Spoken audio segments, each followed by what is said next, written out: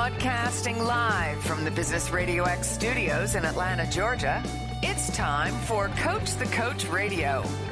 Brought to you by the Business RadioX Ambassador Program, the no-cost business development strategy for coaches who want to spend more time serving local business clients and less time selling them. Go to brxambassador.com to learn more. Now, here's your host. Lee Cantor here, another episode of Coach the Coach Radio, and this is going to be a fun one. Today we have with us Joel Philhours with FocalPoint Business Coaching of the Mid-South. Welcome, Joel. Hey, Lee, it's great to be with you, buddy. How you doing? I am doing well. I'm excited to learn what you're up to. Tell us about your practice. How are you serving folks? I serve folks using some 40-plus years of corporate experience. Had an accounting background, passed the CPA exam, went and got an MBA, moved up through the finance organization of companies international as big as 60 billion and family businesses as small as 75 million in revenue. But recently I got involved in business coaching. I retired from the corporate world. Really looked around to see what I enjoyed most of those 40 plus years of working for others and decided I wanted to be a coach. And what I do as a coach, Lee, is I help people solve their problems. I help them reach their goals, teach them all about business, all about the softer side of managing people, communication, just the whole gambit of just trying to make things smooth, and where they can get their life back if they're working too many hours.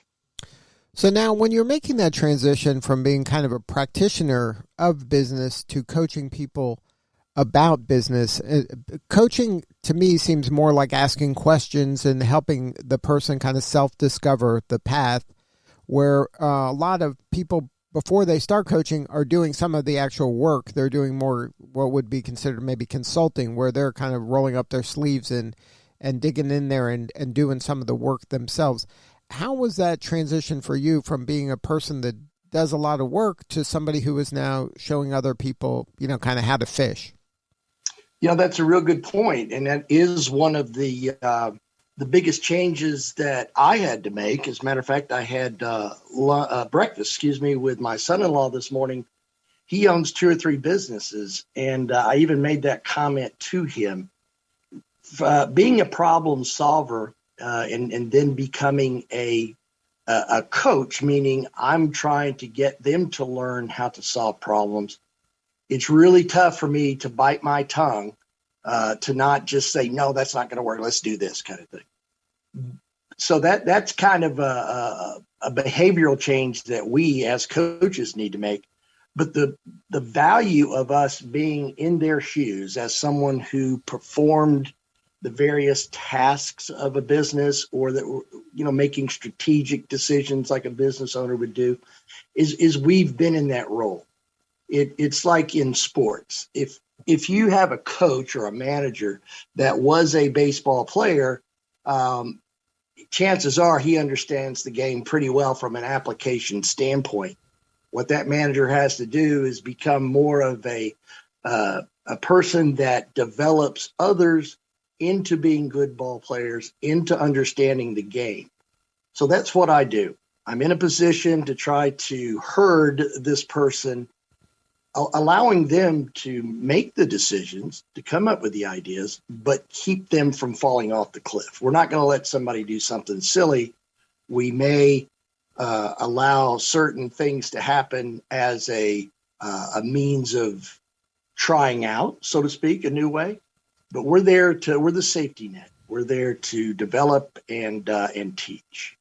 So now you mentioned in your career you were working with fairly large enterprises. Is your work with your clients, are they all at that same level, or are you working with kind of smaller entities now? Smaller entities now. It's funny from the standpoint of business processes, accounting processes, the culture, the motivation and such. It's the same really between a smaller organization and a 60 some odd $billion company that has operations all over the world. The numbers are certainly smaller, both in dollars and in transactions. If you're part of a smaller community, you don't have the cultural challenges that a big company has, but the business challenges are amazingly similar. You may serve a different group of stakeholders. A privately owned business is not going to have necessarily a board or stockholders or what have you, but the day-to-day, month-to-month, year-to-year type of challenges are going to be very similar between a small business and a very large business. But don't you find that kind of the mindset of a person running a small business versus maybe somebody that's a leader in a larger business, the stakes are higher for the small business because the business is reliant on them. Like they can't afford big mistakes, where if you're a cog in a machine of a larger entity, you might get fired or it may not work out for you, may not get promoted, but the company's typically not going under because of a mistake. You know, that's a good point. Where the risks or the cost of an error, the cost of a mistake can be devastating. And that is one of the things that we try to coach into a small business owner, is to make sure that he or she doesn't do everything, doesn't make every decision, that they have others in the organization that are smart, that have had experience and have been exposed to the various principles that we coach. It's great to have someone in the organization that you can run ideas by.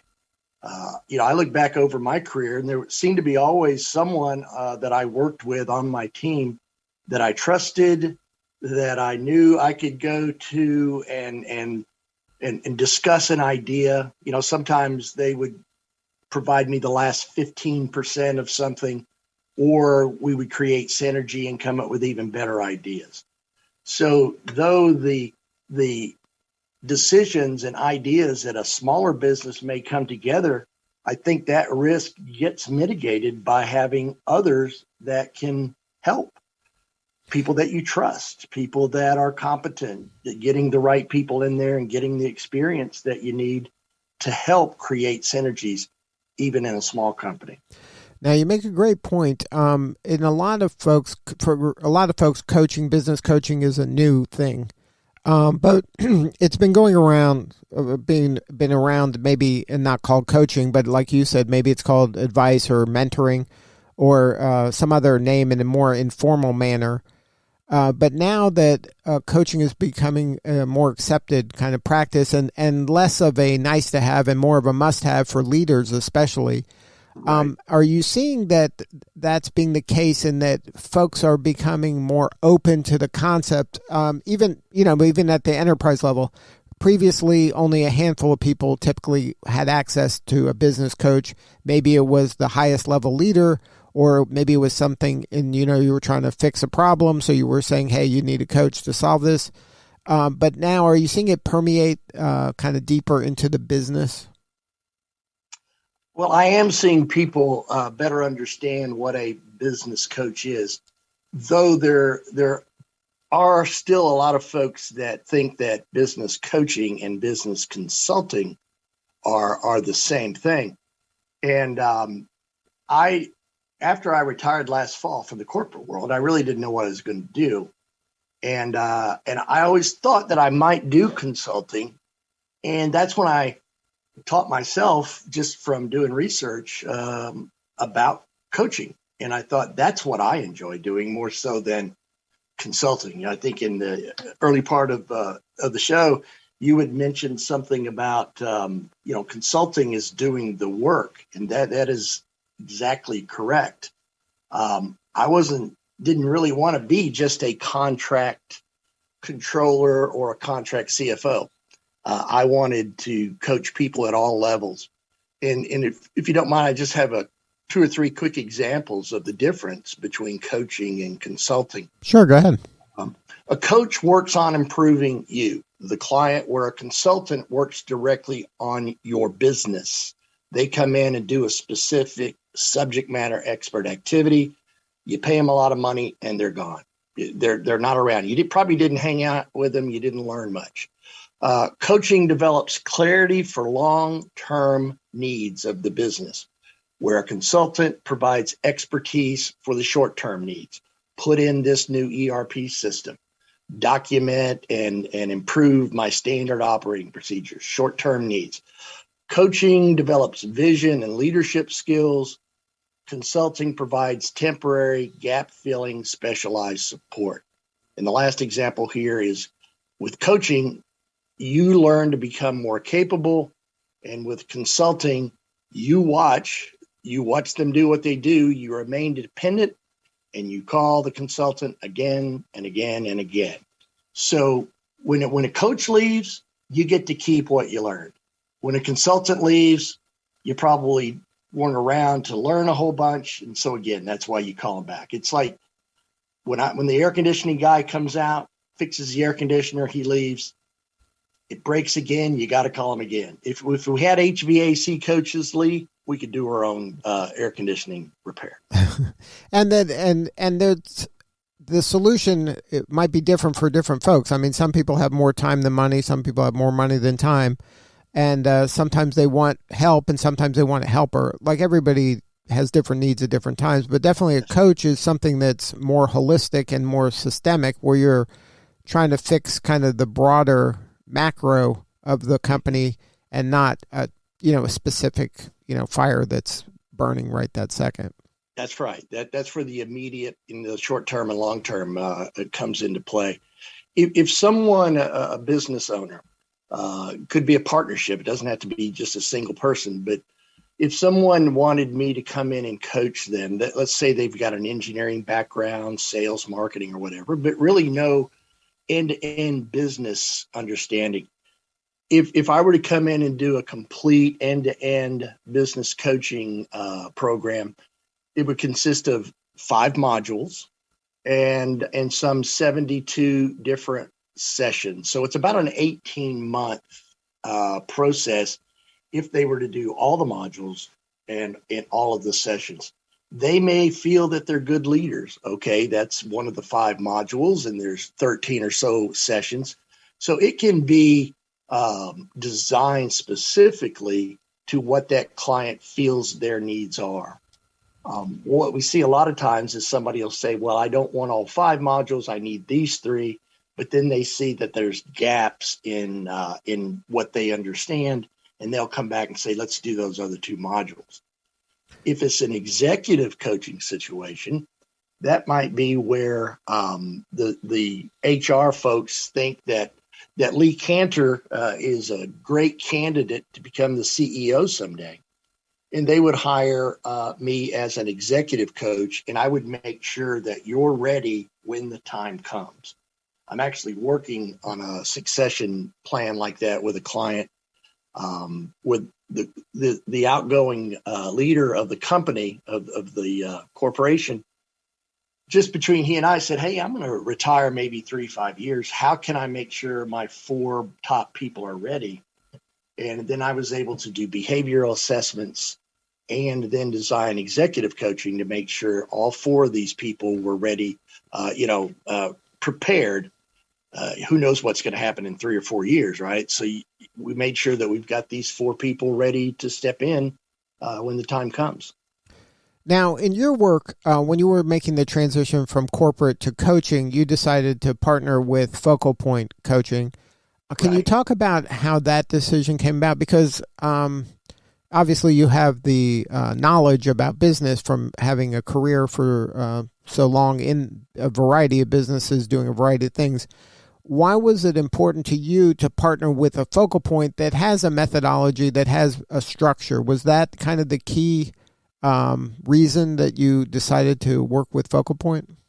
That's exactly right, Lee. Some of the things that I knew I was not competent in, and that was the whole marketing and sales side of the business. I grew up in the corporate world.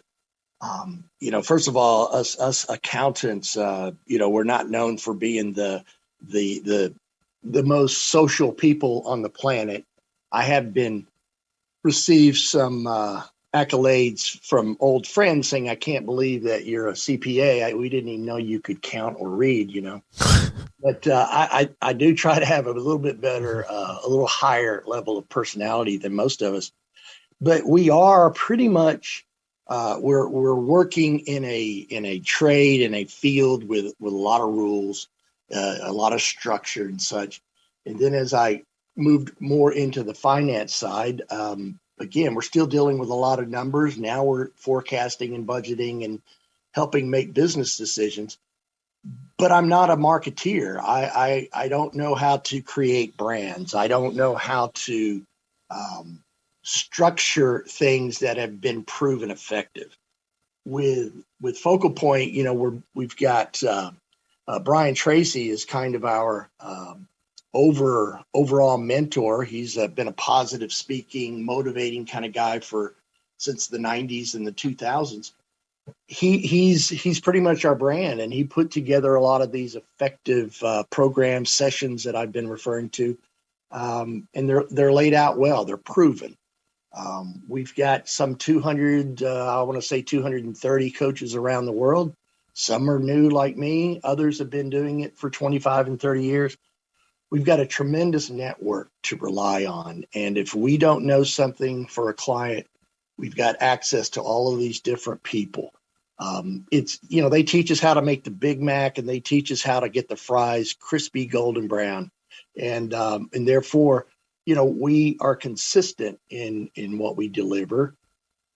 But at the same time, we can throw in our own flair based on what our experiences are. Now, can you talk a little bit about when you're working with a client? What does that first conversation look like? Is there a typical kind of pain point that they're having? Is there some symptoms that a business owner right now that's listening could recognize and say, hey, you know what, that's happening to me. Maybe I should consider contacting a coach? Great question. I appreciate it. As a matter of fact, it is certainly we are listening for things that are causing pain. And generally, it's along the lines of, hey, I started this business 5 years ago. I'd worked for the man for a long time, and I kind of wanted the freedom of being my own boss. So they start this business. It's going well. They're growing it and such, but my goodness, they're still working 50, 80 hours a week. And, their families don't know them. They have to wear name tags every day when they come home just so that the kids know who dad is, kind of thing. If people are talking about, my goodness, I'm getting killed here. I'm doing everything. I'm working too many hours. That's the key, because I know as a father and a husband back in my corporate days, I would disappear. There was a time when I was working for a pharmaceutical company, get on a plane here in Memphis, Tennessee, fly to New York, and then come home on Fridays. And I did that for months at a time. Another company, I was literally traveling around the world and stuff. So I know what it's like to work these hours and you lose connection with the family. It's bad. So if somebody, feels that they're working too many hours, I can help them through that. Another thing would be they're growing like crazy and their cash flow still sucks. That a lot of businesses go out of business when they're growing, because if we're selling a good, we've got to invest in the components. We got to invest in labor. We build it and then we sell it. So our cash cycle might be 90 days or even longer. A lot of people don't quite understand that when they go into it. And, to be growing and then be upside down on cash flow, that's got to be pretty scary if you don't really understand what's causing it and how to get out of that. Another thing would be can't hire the right people. I can't keep people. I'm tired of doing everything. Well, if you're doing everything, it's because you're choosing to do everything. You can get your people up to speed.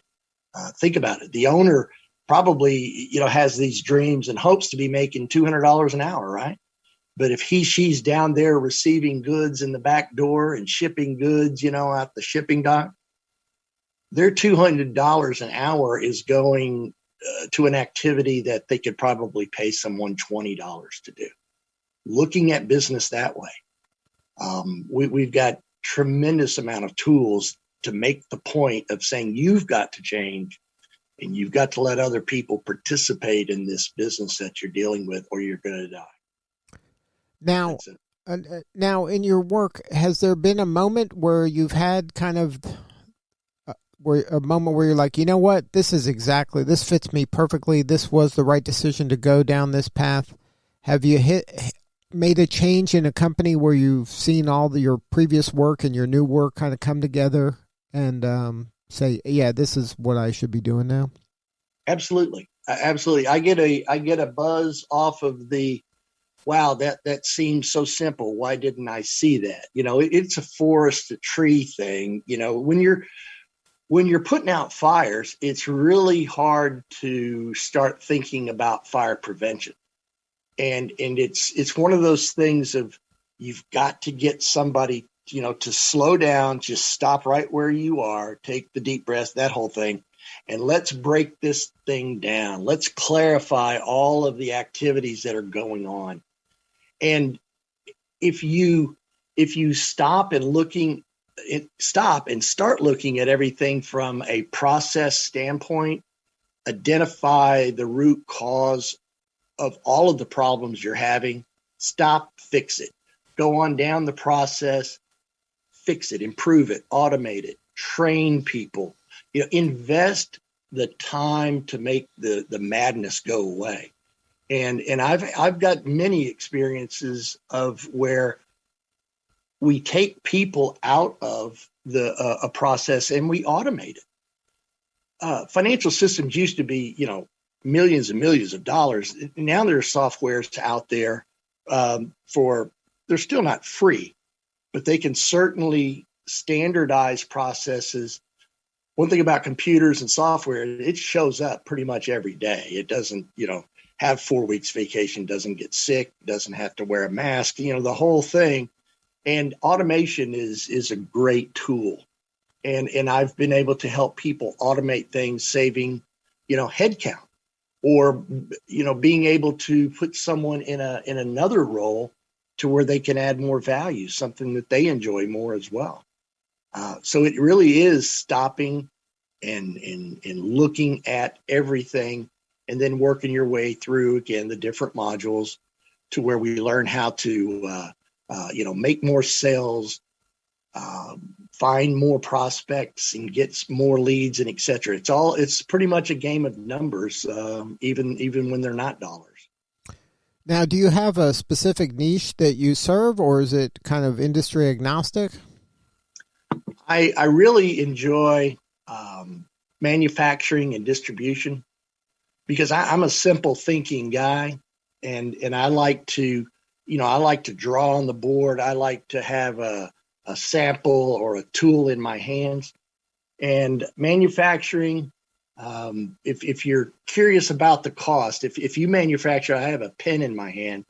If I'm manufacturing this pen and I'm trying to figure out why my costs are so high, everything is in my hand, right? I mean, I see it. It's right there in front of me. It's not a theoretical discussion on the way services are provided, right? I mean, you can look at that and you can figure out where the labor is killing you on putting this pen together. You can go to your purchasing guys and figure out what supplier is killing us on components of the finished good. Same thing with distribution. Very simple concept here, but you receive boxes, you put boxes away, and then later on someone says, I need those boxes, and you ship them.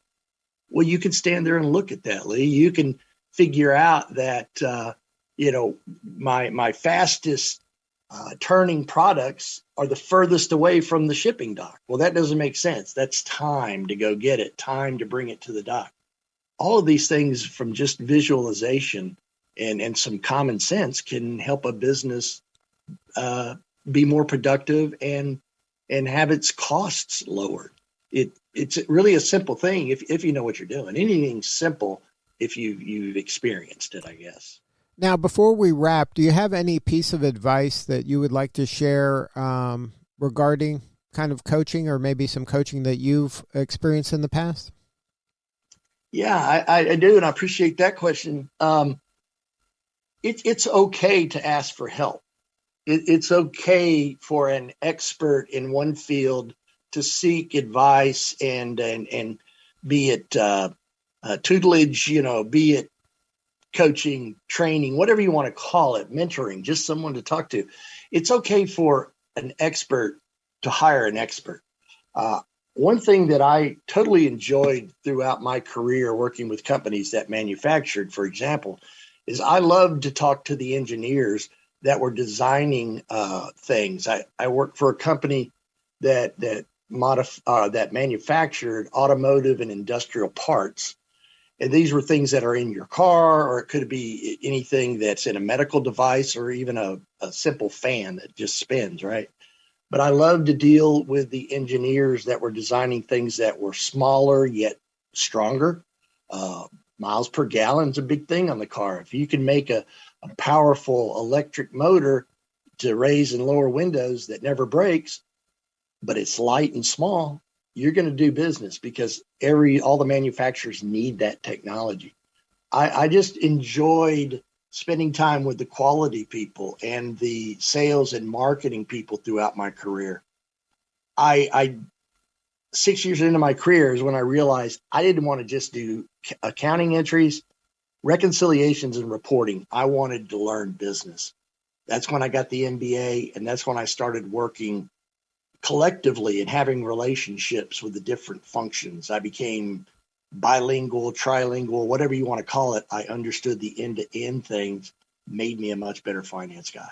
And that's what I try to get the business owners or anybody that I'm coaching with is to understand the end-to-end and be able to think end-to-end. Well, Joel, thank you so much for sharing your story today. If somebody wants to learn more, have a more substantive conversation with you or somebody on your team, what is the website? My website is just my name. It's JoelPhilhours.FocalPointCoaching.com. That'll get you to my website. Well, thank you again, Joel, for sharing your story. You're doing important work, and we appreciate you.